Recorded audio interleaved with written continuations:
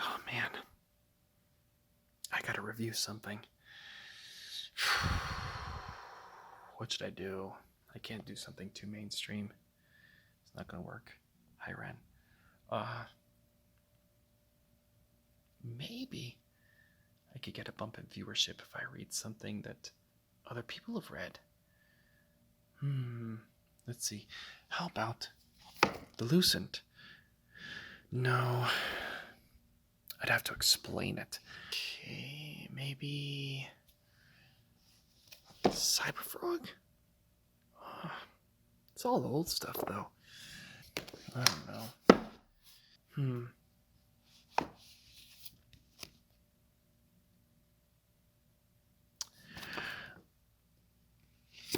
I'm just gonna put that back. Oh. What's this? Yeah. This looks like a good beat. Let's see.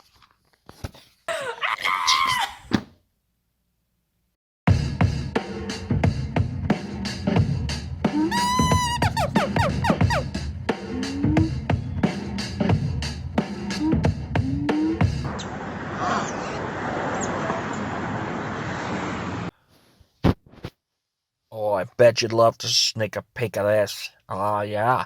Right under there's a nipple. Want to take a look? Yeah. Okay, here it is. Hi there, filthy human. It's me, your favorite ape in the world, Arrogant Ape. And I'm here with another fantastic little book here called Fiendish by Irene Strish. And colors by Zamudio, but the colors aren't here right now because this is the black and white version. I like this black and white book. I've grown to appreciate black and white books because of this book. Digging the cover art here. We've got these two little worm diddlies standing side by side. That's pretty nice. And you've got this little language here that Irene has created for herself in the story. Let's take a look inside. By the way, if you want a far better review than this one, you should check out Lord Crackhead 33's channel. He did a review of this and went over everything in great detail with a couple other people. I'm going to go over this in poor detail by myself. So like I said, Irene over at Renie Draws, she came up with the concept for everything. She drew all of this and did a fantastic job of it. She's very much into RPGs and Dungeons and Dragons and such, and it shows in here. What we've got here is a fully fleshed out world that is not fully realized yet because this is the first volume of, I hope, many to come. Can't say much about Carlos's colors because they ain't here yet. Shading assist by Duncan Burris. Good job, Duncan. A special thanks to AC. All right, AC. Thank you, especially. So we start off the story. So Casimir is the main character in this case. This is a flashback to days long past when he was but a young lad and he's woken up by his brother. And there's all sorts of spooky oogly booglies on the other side of this page. There's some big old monsters that take on Casimir's brother and seemingly kill him. And that's what I'm to assume here. There was a whole lot of blood loss. He probably didn't make it out of here alive. Pretty spooky double-faced monsters with a bunch of little tentacles. I really dig the monster design. I will say that this lady with the exposed nipple, I thought she was like especially possessed or something, but she looks kind of like what's called a Dave in this story. So I don't know if it's made clear somewhere and I didn't quite catch it. If she's a Dave or if she's possessed or a little bit of both. She don't look happy either way. Yeah, Casimir's hardened by life, and we don't exactly know why. Obviously, I mean, he saw a whole village get burnt to the ground, and his brother died in front of him. That's all got to be pretty bad, but I don't know if there was anything else going on in his life. Either way, I get the feeling that there's a story to be told with this character, and I really like that kind of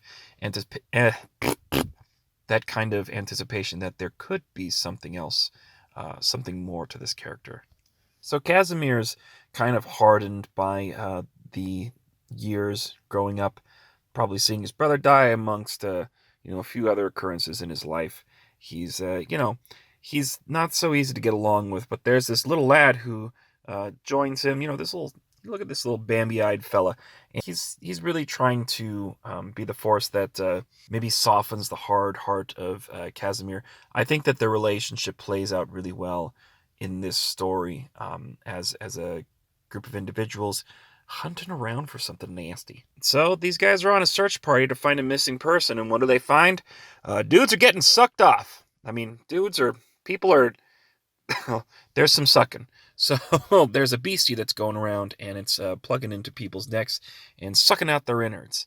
And they're trying to determine what this thing is. Obviously, Casimir recognizes almost immediately what this baddie is, and he's not quite willing to share it with anybody. And whether it's because he doesn't want to freak people out, or because he's not so sure of himself, or what it might be, he really only confides in his little friend here. Again, kind of playing into their relationship. I just really think that their bond is very strong.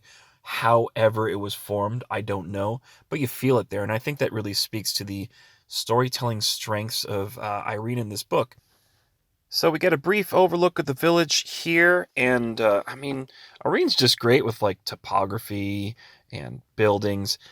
These buildings, I don't know, they I'm not much of a history buff, but when I saw them, I was like, ooh, this is really neat, because on the face of this book looks like very much inspired by um, not Norse mythology, but sort of the Nordic look.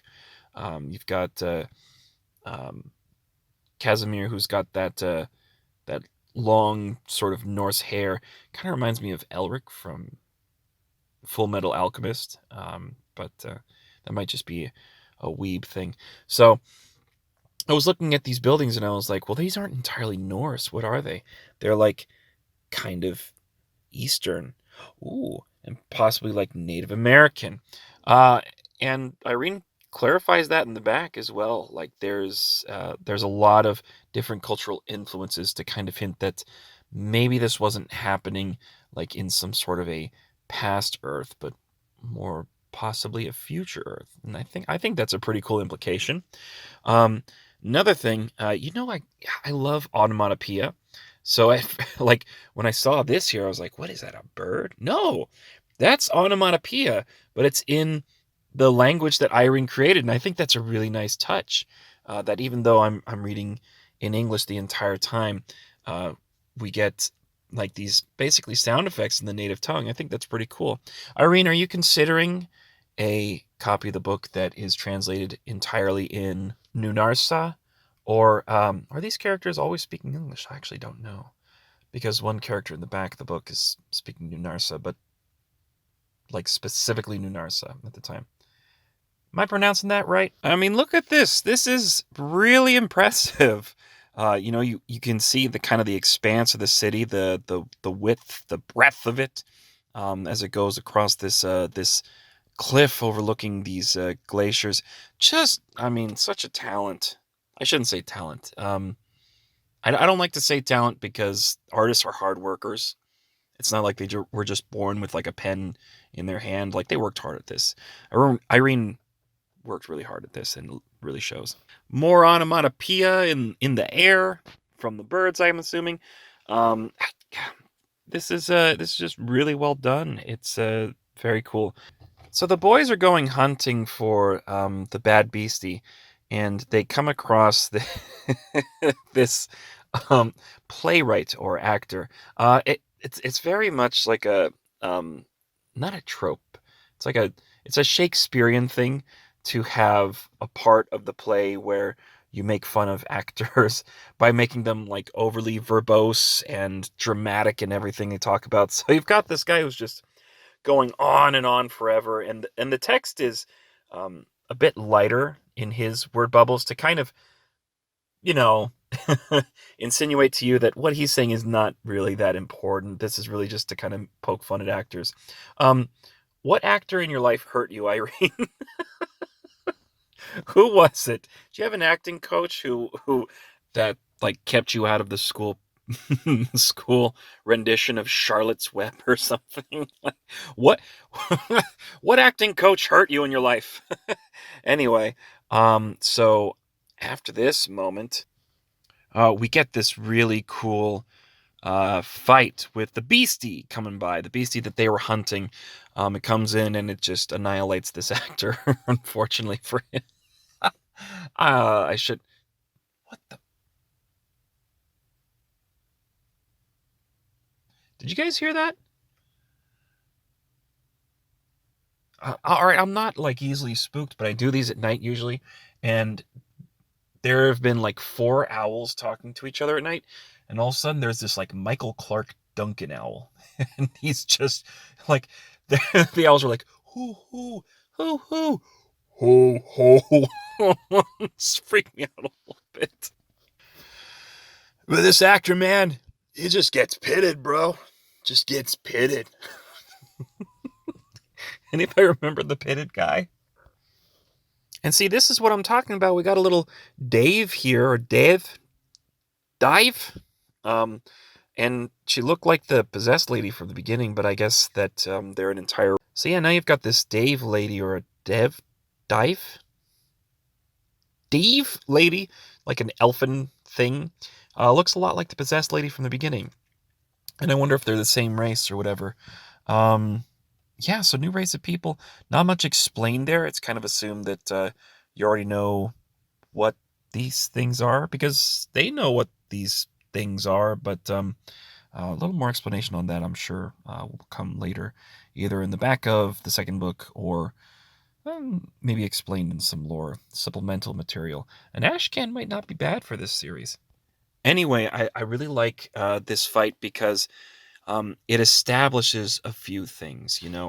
Irene's really good at establishing some rules for the world. Excuse me as I just center right into the freaking center of this book. So I really like this fight sequence for a few reasons, because it establishes a lot of the rules for this world, specifically regarding this monster, and its power level, I guess you could say. It easily overtakes everybody. Dismembering limbs doesn't really stop it. It doesn't even seem to really register it, and it burns people on contact. It sucks their innards out.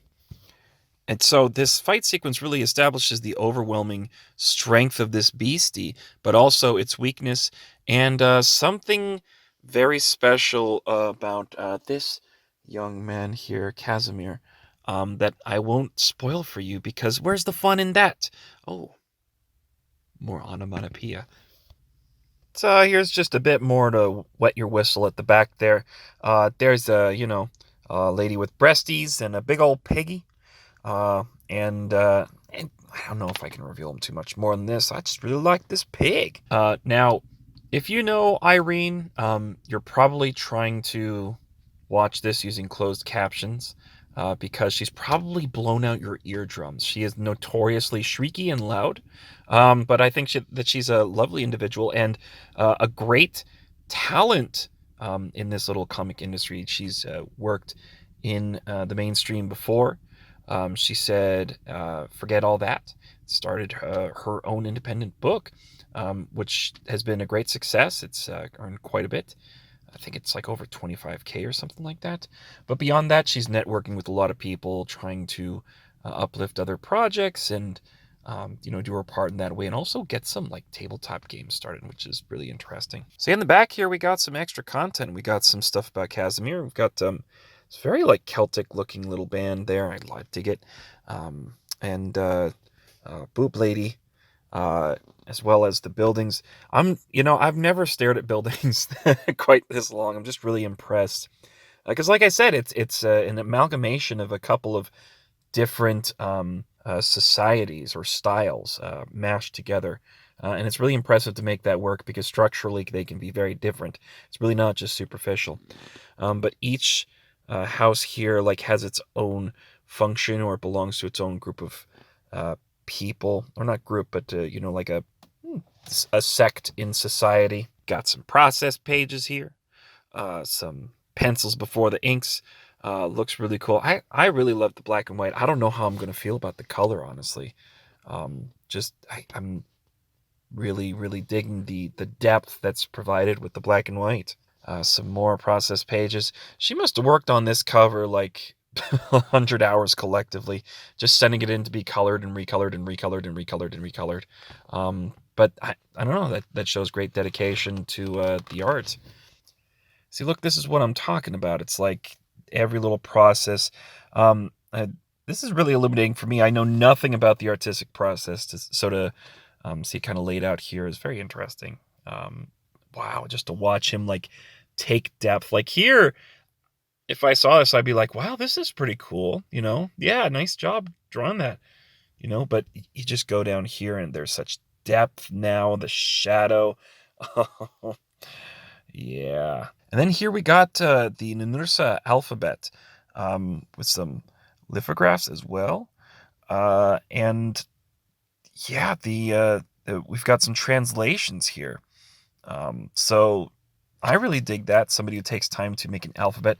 I've been saying to Irene that she's got to come out with her own like Silmarillion. I don't know how far the story goes back or forward.